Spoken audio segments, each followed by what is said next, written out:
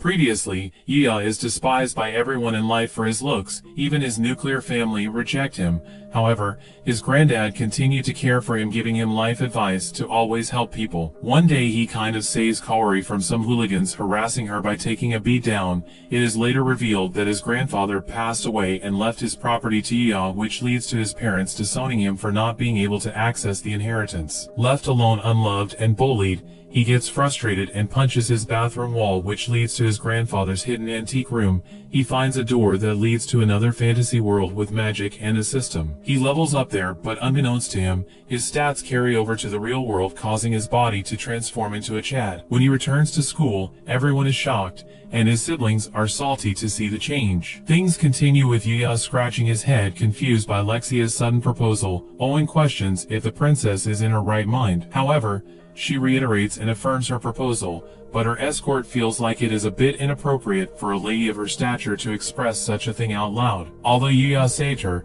they still don't know anything about him. The stubborn princess proclaims that it was love at first sight and challenges him if he has a problem with that. Owen recoils a bit when he realizes that she's upset. She begins to point out how he's always nagging and telling her what to do. Yuya interrupts their little fight, offering to host them at his house since it's not safe standing in the forest like free bait for the monsters. Everyone is surprised that he has a crib in the forest. When they arrive, the other soldiers stand guard outside, and Owen can't believe that there is a residence within the darkest region. Yuya serves them tea, but before they take a sip, Owen formally introduces himself and his rank. Lexia then introduces herself with elegance, as a lady of her caliber should. She thanks him again for saving them. Yuya is shocked to hear that she's a princess and second in line for the throne. He begins to get worried that he could get in trouble for speaking with her in such a casual manner. Owen assures him that it's not an issue since it's an unofficial visit. He also saved their lives so they can overlook it. Yuya also introduces himself, but they haven't heard of such a name before. The princess pulls Owen to the side, speculating he must be noble from another country. Owen thinks that he could be a wandering mage who is exploring the world and doing research, but she lands on her assumption of him being a royal, and she gets excited at the prospect of the royal wedding. Owen also internally considers that he might be a spy from another country, but he discards that theory as unlikely based on the situation. They confess to Yuya that they came looking for him, which baffles him. Lexia wanted to thank him for the first time he saved her. She didn't get the chance because she lost consciousness. She confesses that since the rescue, her heart has been beating for him and she has never felt that way before. Owen cringes a little in the background as Yuya also steps back. With his back against the bookshelf, she proposes to him again. Dr. Riz is a bit overwhelmed by everything. He is happy that she feels that way about him, but he thinks marriage is a bit too sudden. Lexia is an avid reader of romance novels, so she knows that love can't be so simple. She is willing to overcome all the obstacles, so she proposes that they start as friends. Hearing those words makes him think of all the rejections he has suffered up until that point. He looks at Lexia's eager face and blushes before accepting that arrangement, which is sealed with a soft handshake. Before things escalate, Owen clears his throat and proclaims that with that handshake, it is settled that Lexia's gratitude has been successfully received by her savior. He pleads with Yuya to escort them back to their carriage. As they ride off, the princess promises that she will win his heart the next time they meet. He waves back a little worried by her words. A short while later, Owen comes with a message from the king, who wants to express his gratitude to Yuya in person. The monarch would like him to come to the palace for an audience, but he's a little nervous and finds it all so sudden. Owen understands his hesitation, but it is a royal command that cannot be left unfulfilled. When put like that, he agrees. The captain takes into consideration the journey and tells him that they would like 5 days of his time. Yuya remembers that he has Golden Week in his world, so he pleads for them to wait a little longer. Owen tells him that since they are the ones making the unreasonable demands, they are more than willing to wait until he decides on a date. Meanwhile, in the outskirts of the capital, a masked man smashes his glass in frustration when he receives word of his operation failing. His subordinate responsible admits that he has no excuses. The assassins he sent separated Lexia from her knights as planned. However, things went wrong when they entered into the darkest regions, where they got wiped out by the monsters. The masked man asks why Lexia is still alive. His subordinate, however, hasn't found out that information yet. This promotes the boss to give him a piercing look before dismissing him. The guy hurries out frightened. His boss informs him that he's only getting one more chance. The subordinate calls him His Highness as he expresses his understanding. As soon as he leaves, the masked man drops his face covering and stares at the ceiling, stating that he will never forget what Lexia has done to him and promises that she will not escape his revenge. Meanwhile, in the normal world, Yuya marks the day he intends to meet the king on his calendar. The current day is his first as an official student of Usui Academy. He gets the uniform on and leaves. As he commutes, the ladies from different schools admire him. You know you are the ultimate city boy when even the salarymen are flushed too. Yuya keeps his head down, still not used to the attention. Upon his arrival, the chairman gives him a quick welcome since he has an urgent meeting to attend. His teacher reintroduces him to the class as an official student. Ryu and Shingo, who are his friends from his trial day, give him a welcome wave. After that lesson, the students have PE where they play soccer. The girls stop their tennis lesson and begin to cheer the boys on. The opposition can't stop Ryu as he dances past them and puts the ball in the net while the girls scream. Yuya watches on and is impressed by how good Ryu is. Kid agrees and wonders why the newcomer is not participating. He tells her that his PE uniform is not ready yet. The two continue to watch the match when Ryu passes the ball to Akira, who wants to impress the girls too. He takes a shot that goes astray. It jets towards Kid, who braces for impact when suddenly Yuya overhead kicks the ball from an impossible position straight into the net. Prime Cristiano Ronaldo would be impressed. Everyone watches on stunned. Even Ryu is confused by the movement he just witnessed.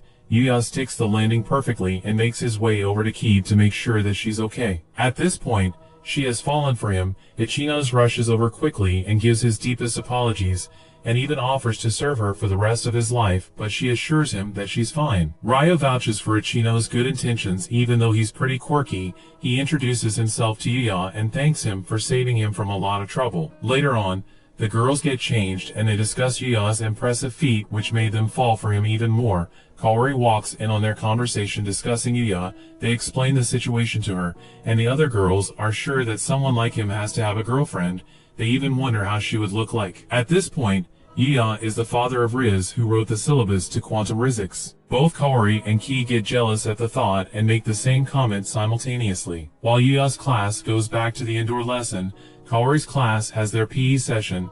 The newcomer sits by the window and spots Kaori outside. They wave to each other when suddenly the school's main gate is knocked down by some hooligans on motorbikes. The hooligans make their way straight to the girls and surround them, intimidating the poor females with their weapons. Yuya's teacher announces that they should do some self-study and warns them not to leave the classroom. The teachers come out and order the thugs to desist their actions instantly. One of the students recognizes them as the Red Ogres. According to sources, they are the most dangerous group of delinquents in the area, but the students are confused by their presence. The group's name is familiar to Yuya, who remembers that it's the gang his old bully Araki belonged to. He looks down and sees him and his younger siblings. Kaori stands up to them, asking them what business they have at the school. It is unfortunate that the chairman isn't around to deal with them. They ask Yuya's siblings if she's their target, and they confirm it, revealing that they are doing this out of spite that she allowed their older brother to attend the school while looking down on them. Kaori informs them that the police will be on site soon to stop this madness, but the siblings are sure that they can do their damage before then. The gangster notes that it would be problematic if law enforcement shows up, so they want to abduct their target as planned and leave. Yuya's younger brother also wants to see his older brother suffer. Just as they prepare to take Kaori, Yuya gets up immediately and heads for the door, but to his shock, his feet are planted in place, shaking in fear. He doesn't understand what is happening because he has fought more dangerous opponents in the other world. Even though his body has grown stronger, he feels like his heart is still weak. His head starts to spin with all the negative self-talk, but he takes control and slaps himself back into focus while his classmates watch. He tells them that he's going to help while walking towards the window, which confuses Ryu, who points out that the door is the other way. The class starts to panic when he opens and jumps from the window as they are on the 4th floor. He lands flawlessly, which catches the attention of everyone. His classmates are surprised that he's okay. Yuya immediately dashes to save the chairman's daughter, but Araki stands in his way. He states that his punching bag has gotten cocky since his transfer to the fancy school. For that infraction he must be punished. Some of his colleagues attack Yuya, but he easily dodges and disarms them before proceeding forward. Araki himself blocks his way and attacks, but he dashes past him because they have almost completed the kidnapping. As he gets closer, a big guy steps forward.